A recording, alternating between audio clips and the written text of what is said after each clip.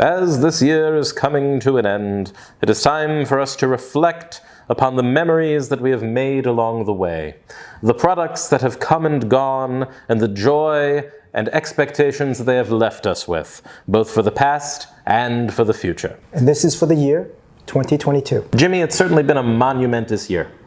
2022 is one that I would say does not resemble anything that has come before it, and possibly won't resemble anything that comes after. It's been a big year of change, in some ways a return to form, and in some ways the start of a lot of things that are very new and that will surely be with us for a long time. It seems like we entered with one mood, with one climate for the collectibles industries, for trading cards, for trading card games, comics, and it seems that as we took this journey and as we're ready to exit it, we're in an entirely different climate, almost an entirely different world in a short 12 months. Yeah, I mean, there's been a lot of phases that you've seen in the last 2 to 3 years. And what you said is right. You see there's a level of normal coming in. And normal, it's still, we're sort of adjusting as we go. Because normal is relative. We can say that normal is, oh, there are events again, there are tournaments in stores, there are conventions that people are going to. But even if you pull out and look at those, the landscape is different. Yes. We don't have the same products in the same spaces. We don't have the same focus and attention on all of the same standbys. We have a lot of new players that have come in terms of products, and we see a lot of change in the landscape of player interest and collector interest. And with players, with more players, more perspectives, and also this change in technology, now you're seeing a lot of things happening. With that in mind, what would you say were your highlights for 2022? Highlights, we could break it down. Are you talking about experience or things that happen, or are you talking about products? Why don't we start with experience? Okay, personally, I thought my highlights is actually the 2022 New York Comic Con. In 2021, yes, we were back in New York Comic Con for the very first time. You see there are some requirements, there are people coming back. There were still a lot of people, but versus 2022, there are a lot more vendors, and a lot more people, and a lot more collectors. And it was a time where we were able to catch up with a lot of different collectors that's coming in, or that have been in. They wanted to pick up their cards. There are certain items that's they've been looking for in their collection.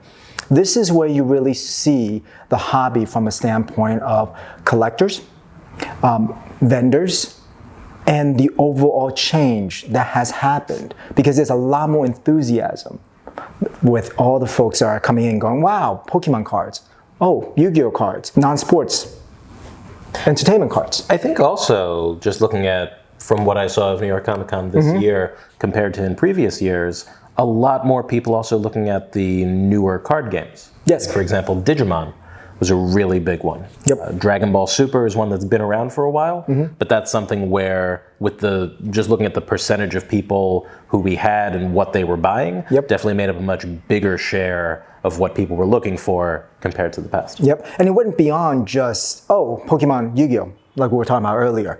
I mean, you're looking at White Shorts, which is a game that's been here for a while, even pre-COVID. And these trading card games really combine both.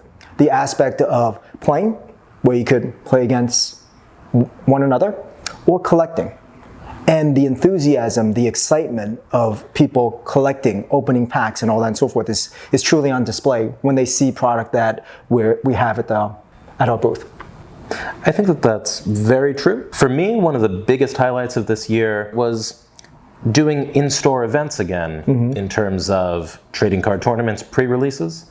Specifically, when we first started doing, right in that month, we did Magic pre-release and Pokemon pre-release, again, live in-store for the first time.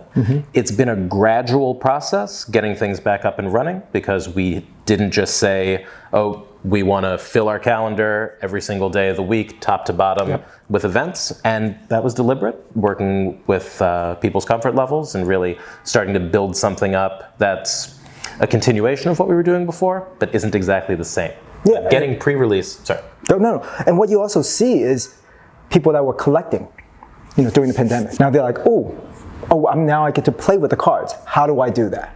And that's when they come in on pre-release to get a better flavor of what they're supposed to do in terms of what a trading card, the game component's about. One of the really exciting things for me about pre-release, and when we first started doing that and opening up the tables and opening up the number of people to say really come in and enjoy this new product that's releasing, it was always a question for me of, okay, who are we going to see? What familiar faces are we going to get to see again? And we've seen lots, but also that so many of the people who we got are people who weren't coming to our events before, who might not have even been playing before during that period, who weren't as actively involved, who during the past couple years developed that interest and then decided at that moment to take the jump and to join our little in-store gaming community. Yes, I mean, and you see that now throughout, right? In terms from a collectible standpoint, that there's so many new people. I mean, there's still a lot of guys that have been around, they're still collecting, but again, you're seeing different people, you're meeting different people, and there's a level of excitement and perspectives that comes with that. Now, what would you say from an experience? Do you have any particular favorite products in 2022? There's been a lot of releases in 2022. No, really? There have been, surprisingly enough, a lot of things, and a lot of the mainstay trading card games and trading card companies have put out very full shelves for us. But the thing that really stands out as a highlight to me, and it's not just because it released recently, but it's because it had a release and had a launch, the likes of which we've not seen in a long time, is the One Piece trading card game. True. One Piece, a popular franchise, so it stands to reason people, they might be interested in picking up these cards, but we've seen the launches of other new games. We've seen the launches of Dragon Ball Super and Digimon before One Piece. The launch of One Piece was like nothing we have ever experienced. It is a game that I think does define 2022, because I can say with complete honesty, for most of the year, not in October when the pre-release happened, not in December when the box became available, but for pretty much the entire year, it was the most consistently requested product that we had. True. I remember we had a little flyer that says One Piece trading card game. We just put the flyer out and we started getting questions. When is it coming out? When is it coming out? When is it coming out?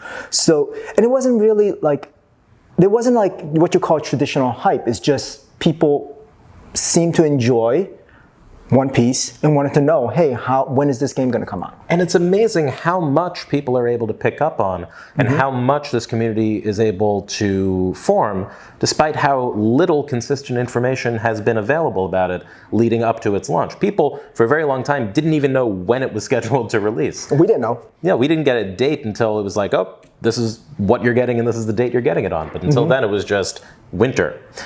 And yet, seeing this community come together for it is really something striking. What we've always said is that when we look at how we build our store, how we build our events, how we target things, that we respond to what people respond to. That if people show enthusiasm for something, and if people show interest, then we want to cater to that.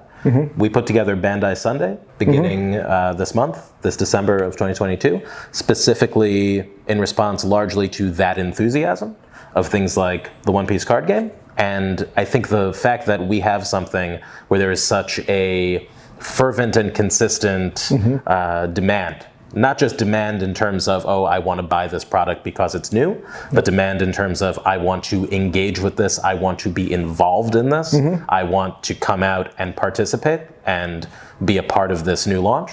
That's something that we really don't see often. And I think that even when we look back years from now, it's going to be a highlight of the year. Yeah, I mean, it's really people coming in and say, look, I want to play this game. I want to see what this game is about. It seemed fun. Right? Yes, you have aspect where say, well, what is the value and all that and so forth, but this is, I would say, one game where people are coming in, the first focus isn't necessarily, well, how much I can make money on this. It's really like, hey, One Piece, I want to have this deck. I want to be able to play this. I wanted to test this out and see how it goes. And the feedback have been, the players genuinely liked it. Yes. My favorite product for 2022, Upper Deck Skybox Metal Spider-Man. They came out, I think in the 90s. And it's great. I think it's fun. They pretty much have a lot of the characters that were in the comic books. And the way they did it is they also divided into two sets. within it, meaning 1 to 100 is more pretty much the characters in their present form, like the newer iteration. 101 up to 200 are pretty much the classics, right? So if you're looking at Carnage first appearance or Venom first appearance, you have a picture of what they're like versus in the last, let's say, 10 years, how's the art look? So you're able to see the difference. On top of that, there are what's called very popular precious metal gem, which is sequentially numbered out of 100, out of 10. It's fun for collecting. And I don't open boxes, so that's one of the product where I still didn't open boxes, but they have what's called e-packs. Oh, yeah, it's online from Upper Deck, where you get to open boxes of a particular product, and they get to trade with one another digitally. And if you want, you're able to get the physical cards. Oh. So let's just say this, for a period of 1 week, I opened quite a few boxes. How did you do? I don't remember because I'm still trying to build sets. But it's definitely a fun product. Yeah, and that's one of those things where when new products come in, they often have a life cycle. Yep. That'll be when they first release, you see there's usually a pretty strong demand. Sometimes that'll increase a little bit and then often it'll peter out or it'll sell very quickly. Marvel Spider-Man is something that we did a lot to try to get in, to try to have stocked when possible. And that really had a sustained interest that you sometimes see for certain product lines, like the premier basketball card of the year. But for that type of collectible, something that's a little bit more niche, something that's a little bit more focused on comics, on pop culture, like for that type of trading card, it really was something special. It was. I mean, and I think you could look at it this way. You're able to draw collectors in that are into comics, right? And with pop culture, with movies, people do look at it from that standpoint. So, but it also had value for some of the cards, especially when we're talking about the precious metal gem. But the most important factor, I think, for those who've looked at the cards are very well done. There are collectors who are not into comics, who says, "Oh, I'm keeping that card because that particular character looks amazing, and I just want to be able to have that for my personal collection."